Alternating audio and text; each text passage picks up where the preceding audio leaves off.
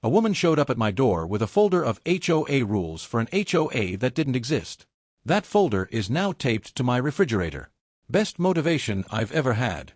I want to be clear about something before I start. I am not a real estate genius. I am a data analyst who makes $67,000 a year and spent 5 years watching Denver's housing market do things to my savings account that I can only describe as demoralizing.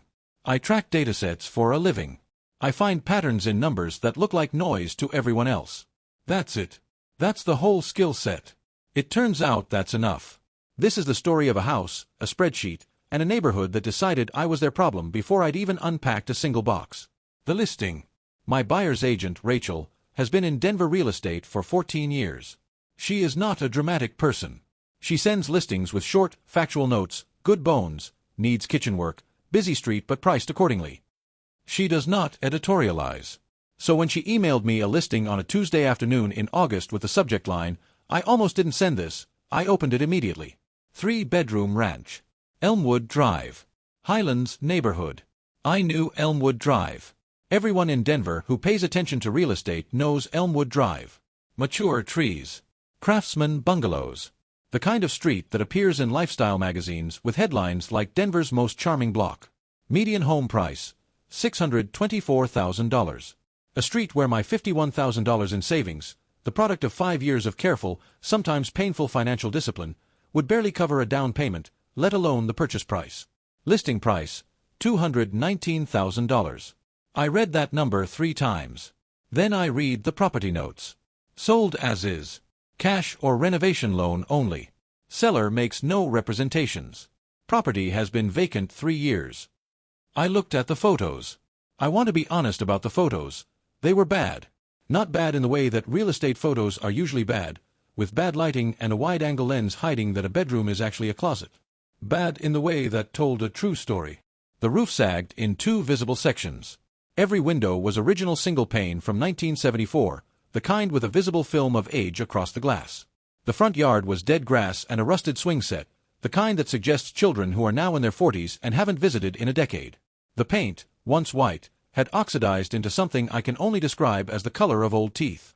The previous owner had been 81 years old, I learned from the estate's disclosure. He had lived there for 44 years. He spent the last 6 of them unable to maintain what he'd spent 4 decades building. The estate had been trying to sell for 14 months. Nobody on Elmwood Drive, not one of the neighbors who watched it decline every day, had made an offer. I called Rachel and said I wanted to see it. She said, "I knew you would." Inside was worse than the photos suggested, which is rare. The wallpaper was peeling from every surface in long, humid strips. The kitchen was frozen in 1987, white laminate, drop ceiling, a refrigerator that hummed with the sound of something that had been running too long. The carpet was a color and texture I'm going to leave to your imagination because some things are better left unspecified. The smell of a house closed for 3 years is its own category of information. I walked every room with my hands in my pockets and my phone recording video. I spent 2 hours inside. I looked at the ceiling joists. I looked at where the walls met the floors. I opened every cabinet. I ran every faucet. I went into the basement and stood there in the lowlight and looked at the foundation walls with a flashlight for 15 minutes. Then I went home and booked the best inspector in Denver. His name is Gary. He charges $650 for a residential inspection, which is more than most inspectors charge. He is worth it because he generates a 47-page report and his notes read like a technical manual rather than a legal disclaimer. He spent 4 hours in that house. I walked with him for all 4 hours.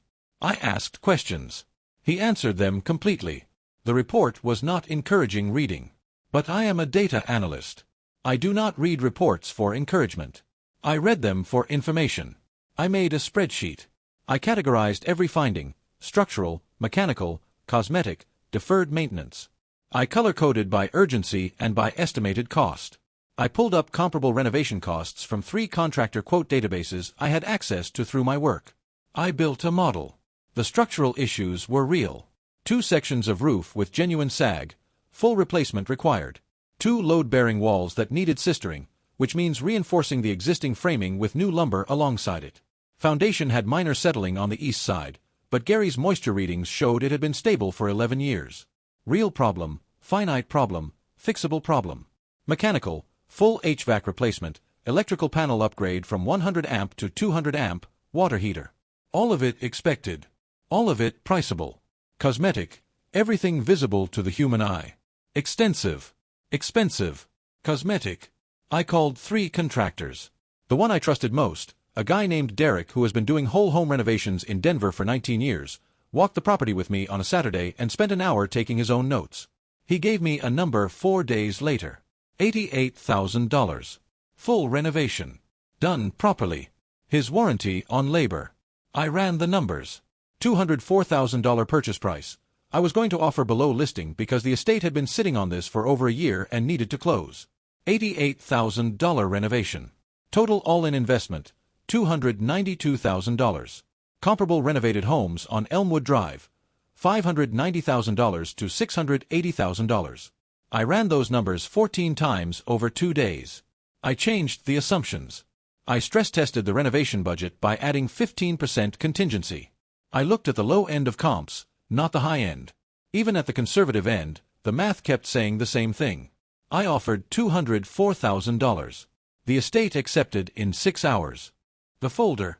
3 days after closing, before demolition had even started, before a single wall had been touched, there was a knock at the door. She was 58, precisely dressed, holding a manila folder.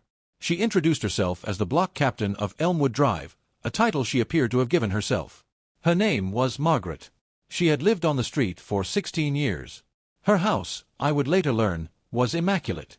She handed me the folder. Inside was a printed document, proposed HOA covenants for Elmwood Drive. 7 signatures from 11 households. She had drafted them herself. I could tell by the formatting, which was the specific formatting of someone who has spent time with Microsoft Word but not with legal documents. She outlined standards for exterior maintenance, approved color palettes, landscaping requirements, signage restrictions. Elmwood Drive has never had an HOA. It has never had HOA covenants.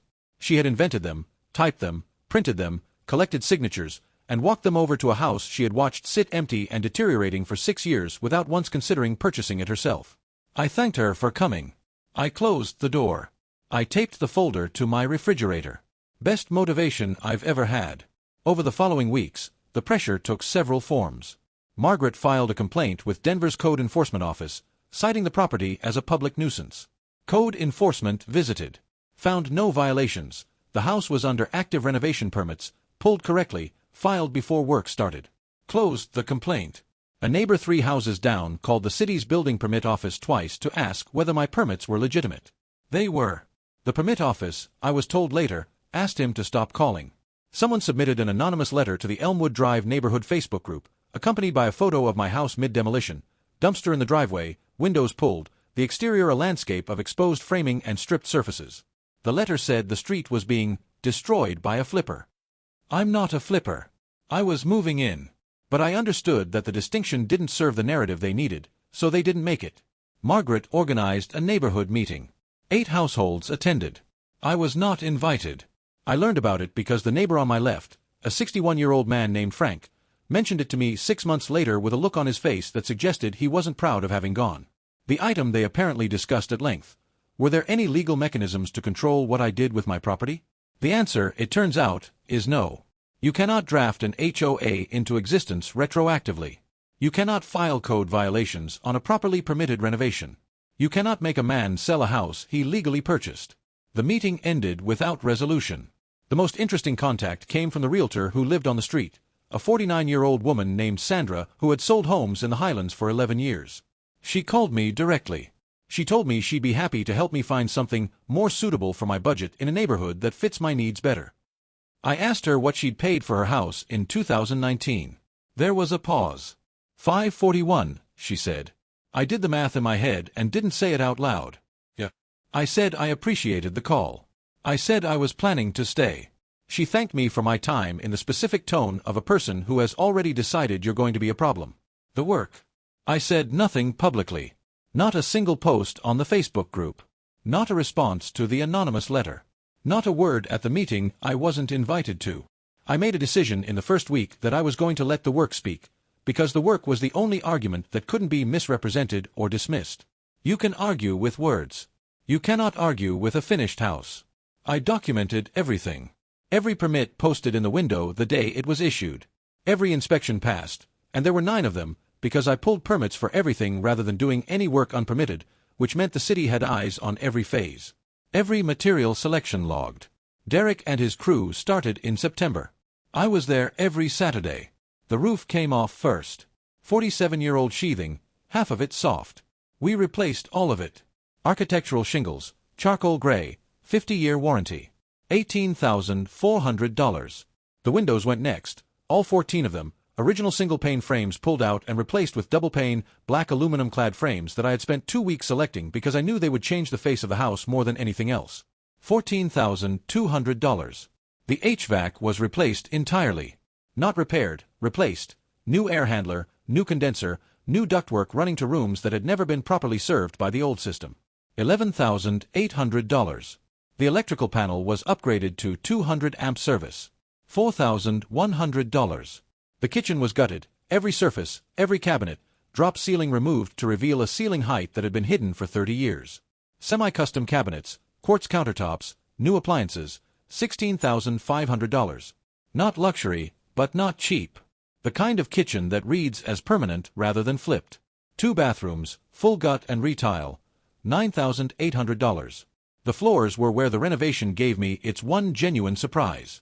When Derek's crew pulled the carpet, and pulling that carpet was a task nobody enjoyed, they found original hardwood underneath. White oak, 2¼ inch strip, original to the house's construction in 1962. It had been covered by carpet for God knows how long, which meant it had been protected. 3 days of sanding and refinishing, some boards replaced where damage was too deep, $3,200 total. That discovery saved me $8,000 in new flooring and gave me floors that no new construction on the street could match for character. Exterior paint, Benjamin Moore, a custom color I developed by photographing every house on the street and mapping the palette gaps. Not white. Not gray. Something in between that made the house look like it had always intended to look that way. $4,400. Front yard. I did this myself across 4 Saturdays in October. Sod, 2 ornamental pear trees for canopy, a stone path from the sidewalk to the front door, a low boxwood border along the foundation. The neighbor across the street watched me on the first Saturday from his window. Frank, the neighbor on my left, watched from his porch the second Saturday for nearly 2 hours without speaking. When I finished planting on the 4th Saturday and was loading the last of the tools into my truck, Frank nodded at me from his porch. I nodded back.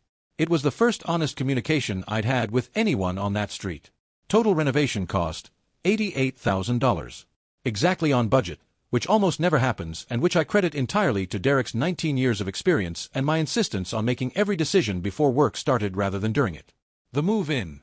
I moved into the house on a Thursday in March, 6 months after closing. I did not throw a party. I did not announce it on the Facebook group. I rented a truck, I drove it from my apartment in Capitol Hill to Elmwood Drive, and I moved my furniture into the house. I want to describe what the house looked like that morning from the street, because I think it matters. The charcoal roof against the repainted exterior created a contrast that the original architect had probably intended and that 50 years of deferred maintenance had obscured. The black window frames gave the 1962 ranch a specificity that newer houses on the street, built in the 1980s and 1990s, simply didn't have. Original details are irreplaceable, and we had preserved all of the structural ones. The front yard was new but not raw. The ornamental pears had leafed out in the early spring warmth, and the stone path had the slight irregularity of hand-set work that looks intentional rather than manufactured. It looked, I say with no false modesty, like a magazine feature on Highlands architecture. It looked better than most of the houses on the street. It looked like a house that had always been there and had always been this way, which is exactly what I had been trying to achieve. I was on the porch with a coffee at 7:30 in the morning when Margaret walked past on her morning walk. She slowed down. I watched her take in the house. I watched her process it. I watched her make a decision about her face. She kept walking. I drank my coffee. Update 1, April, 1 month after move-in. 4 weeks in, Frank knocked on my door on a Saturday afternoon. He was holding a slip of paper. He said the landscaping looked incredible and asked if I had the contractor's information. I gave him Derek's number. Derek does landscaping too, in the off-season, and we stood on my front porch and talked for 20 minutes. He told me he'd lived on the street for 9 years. He told me, carefully, that the meeting had felt uncomfortable to him. He didn't elaborate, and I didn't ask him to. He said he thought what I'd done with the house was remarkable and that he'd watched me do it and hadn't understood, at first, what I was building toward. I thought you were a developer, he said. Someone who was going to build something. I'm a data analyst, I said. He laughed, which I hadn't expected. We talked about the ornamental pears. He told me his wife had wanted them for years. I gave him the nursery where I'd bought mine. Before he left, he said, "For what it's worth, I should have introduced myself sooner." I told him I appreciated that. I meant it. Update 2. May, the appraisal. My lender required a formal appraisal for the refinance I'd been planning since before I closed. The appraiser, a woman named Christine who has been doing residential appraisals in Denver for 22 years, spent 2 hours in the house in early May. She pulled 6 comparable sales on Elmwood Drive and 2 adjacent streets. She noted the quality of the renovation materials. She noted the window replacement, the roof, the restored original hardwood. She sent the report on a Thursday afternoon. Final appraised value, $644,000. I sat at my kitchen table with that number for a long time. I had paid $204,000 for the house. I had spent $88,000 on the renovation. Total all in, $292,000. The house was now appraised at $644,000. That is $352,000 in equity. In 10 months. I am a data analyst. Numbers are my medium. But I sat with that one in silence because some numbers, even when you've run them 100 times in advance and believe them every time, land differently when they become real. I didn't post about it. I didn't call anyone. I texted Rachel, my agent, who had almost not sent me the listing, and said, "Appraisal came back at $644." She replied, "I knew you would."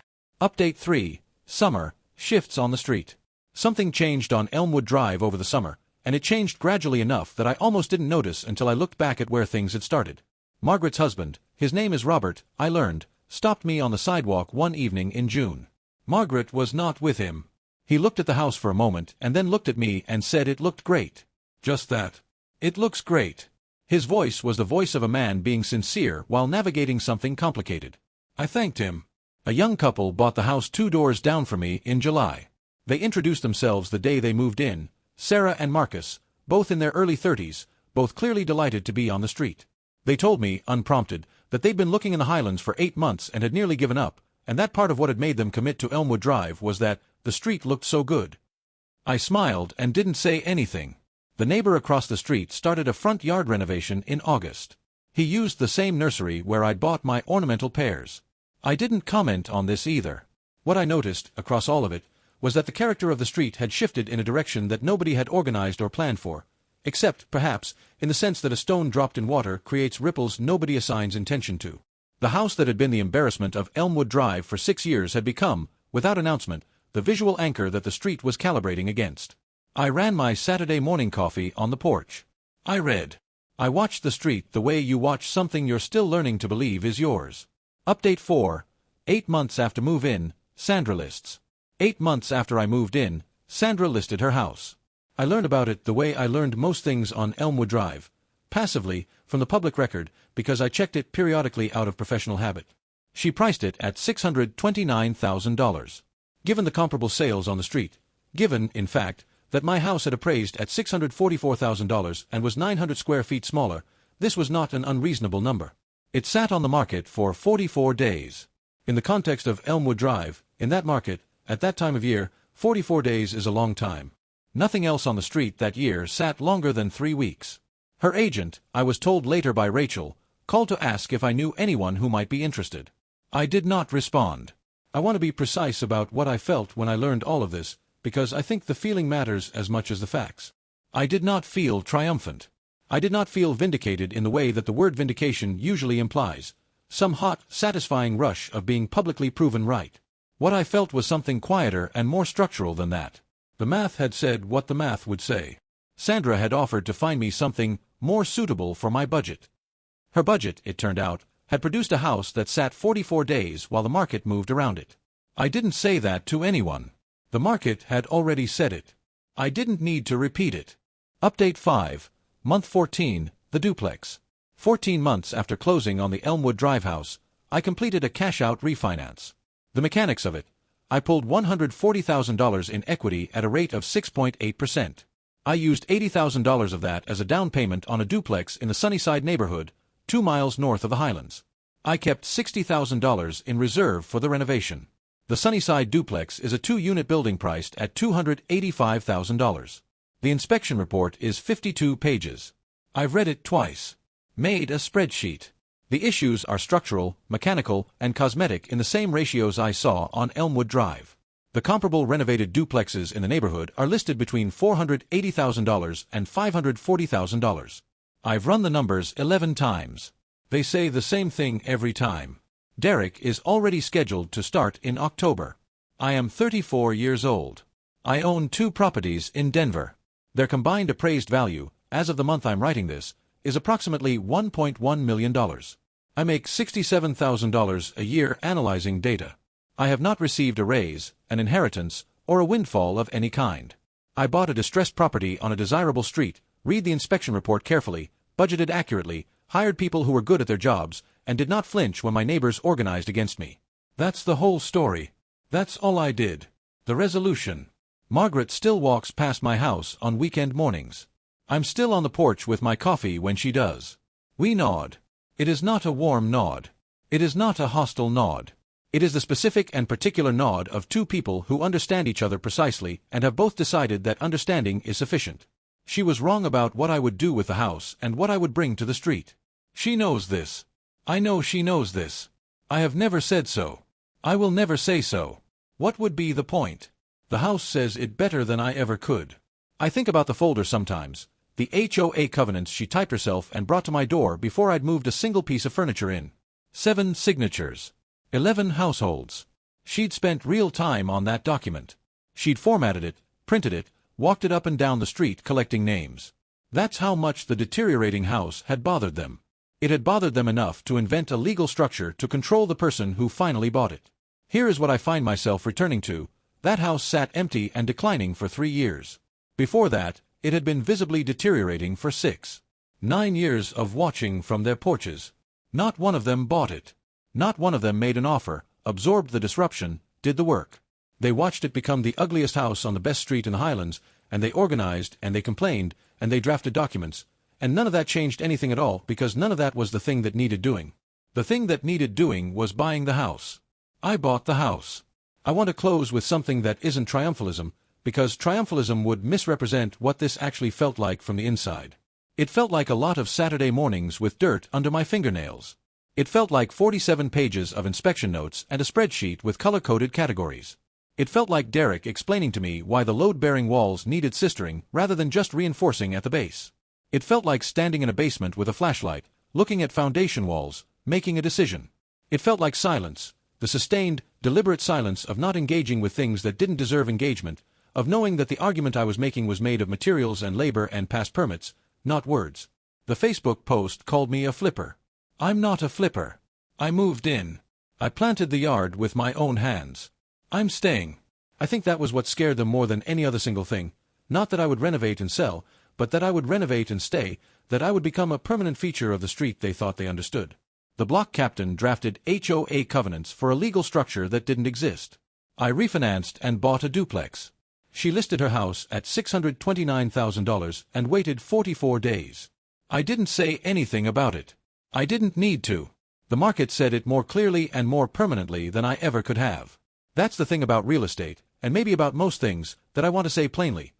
You can organize meetings, file complaints, write anonymous letters, and draft covenants for HOAs that you invented yourself. Or you can read the inspection report, run the numbers, and buy the house. Only one of those things builds equity. I picked the one that builds equity. In 2 miles and 14 months, I'm going to do it again.